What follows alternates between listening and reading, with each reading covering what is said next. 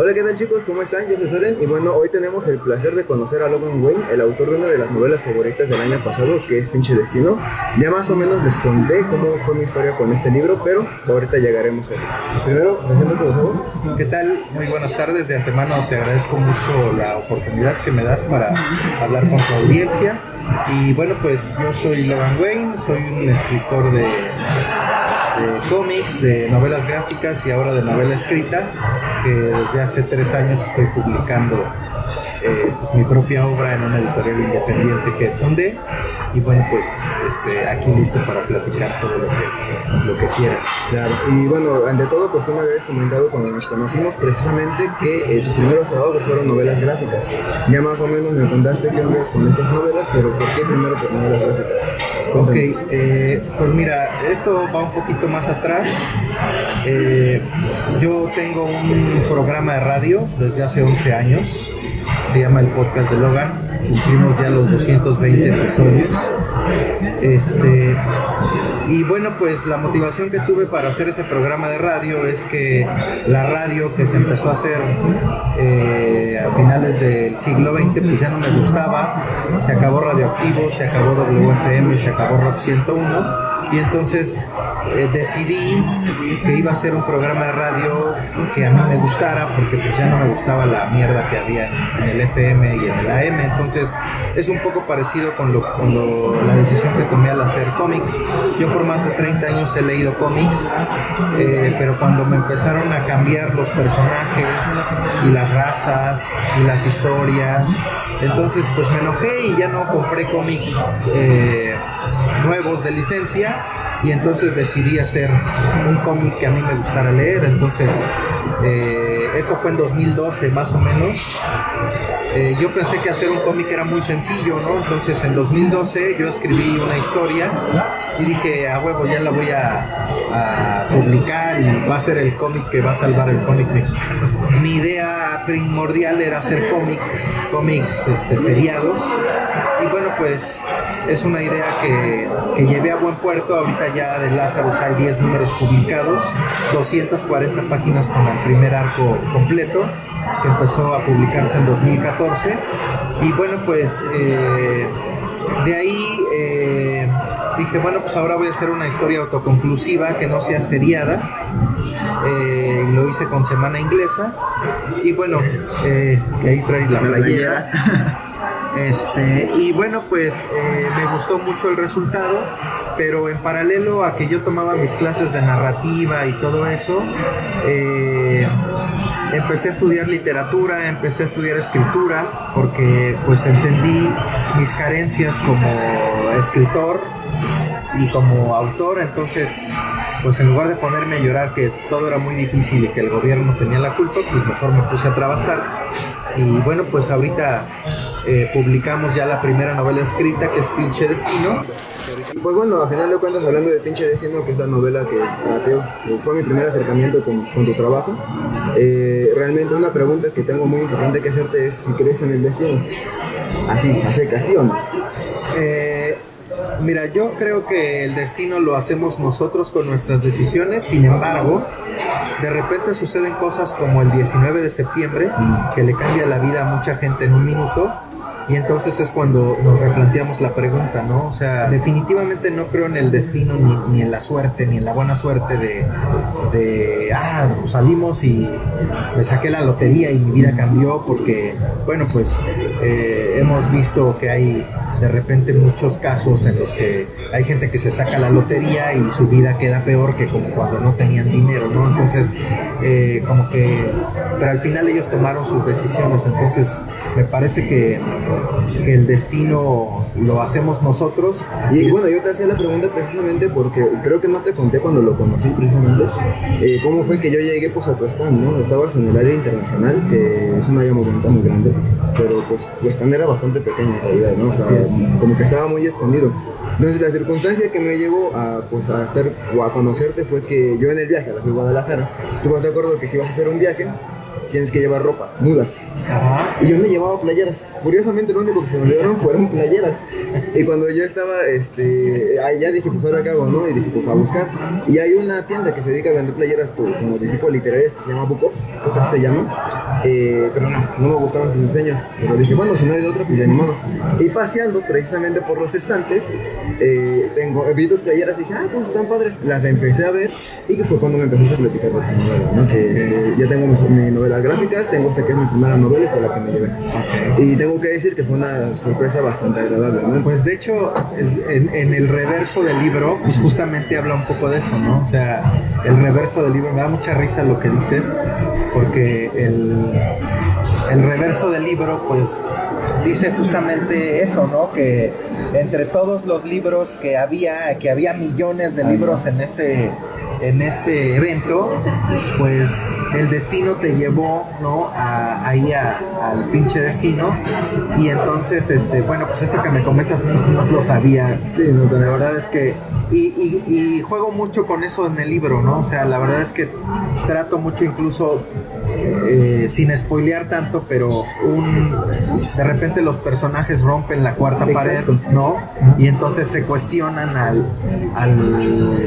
quien sea que esté escribiendo sus destinos, que no creen en eso, ¿no? Y que incluso hay decisiones inminentes que van a tomar y de repente se cambian de rumbo para decir y demostrar que no están sujetos al destino que alguien vaya a escribir, ¿no? Entonces, me gusta mucho esa paradoja. Y precisamente hablando de los personajes, ¿no? Espérame, antes de eso, fíjate que yo estuve a punto de no llevar playeras a ese evento, porque como era un evento de libros, las personas que amablemente nos invitaron al evento nos dijeron, no, pues solamente son libros, cómics y ya.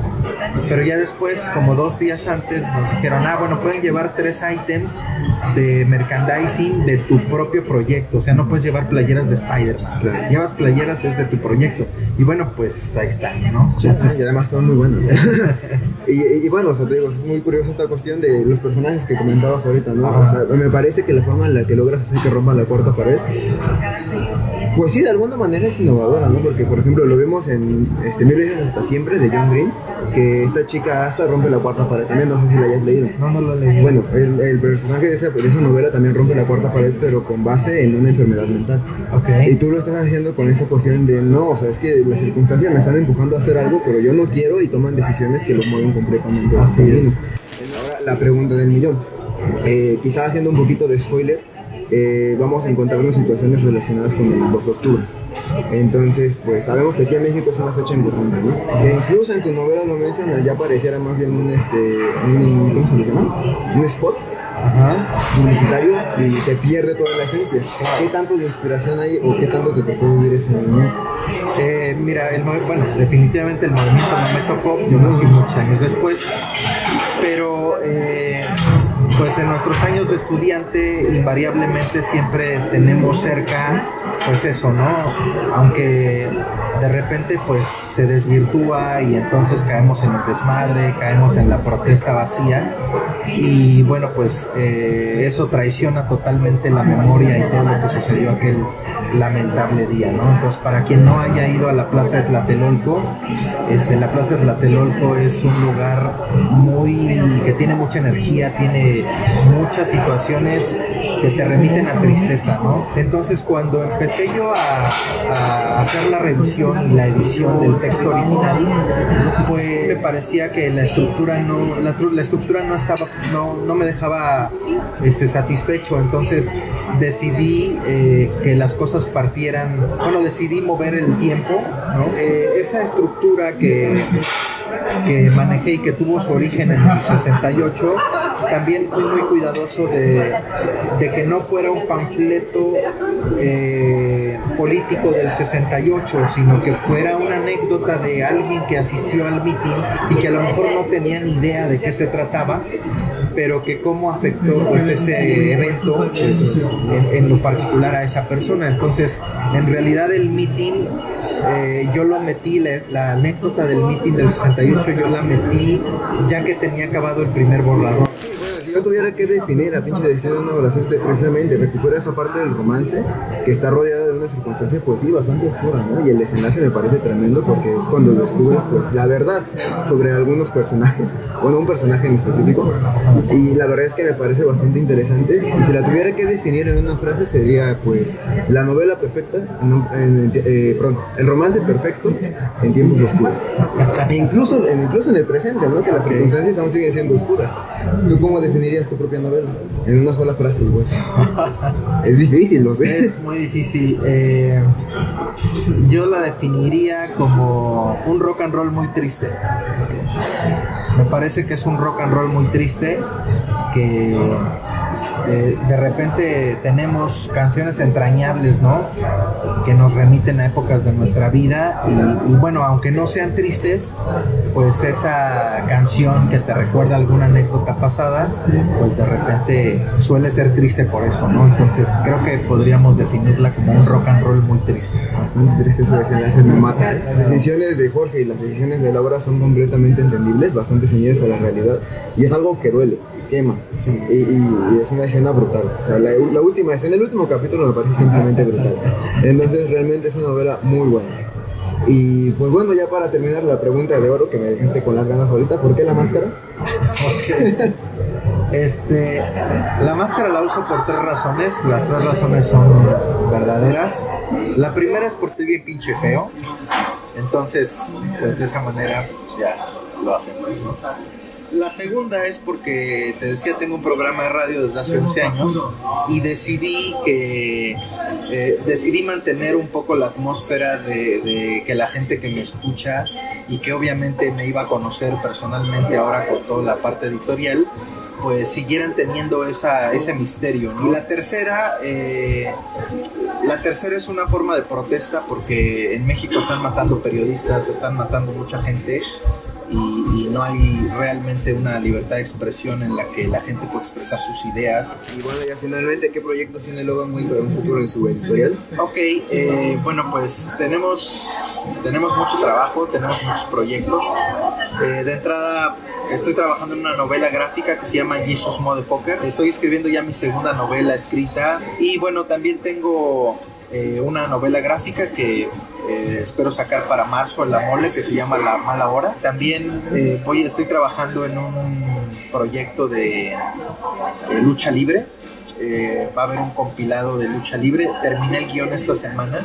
Voy a participar con una historia de 7 páginas que al parecer van a lanzar en La Mole. Y también voy a lanzar un compilado de cuentos ilustrados. Todavía no sé si de terror o de niños. Tengo que ver bien, pero eso yo espero lanzarlo por ahí de agosto. Y para la FIL de Guadalajara del año que viene, de este año, yo espero llegar con lo nuevo de Lazarus, que ya mucha gente está pidiendo lo nuevo de Lazarus. Y pues como puedes ver es mucho trabajo, mucho.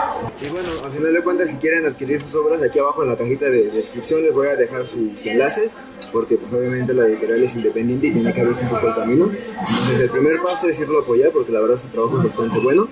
Y pues nada, chicos, yo me despido. Estuvo muy padre aquí convivir con Logan Way. Yo les recomiendo mucho Pinche Destino, pronto habrá reseña. Y pues nada, yo me despido, pero ya saben que no sé antes desearles que tengan dulces lecturas así. Nos vemos pronto. Que les vaya muy bien, muchas gracias por la oportunidad.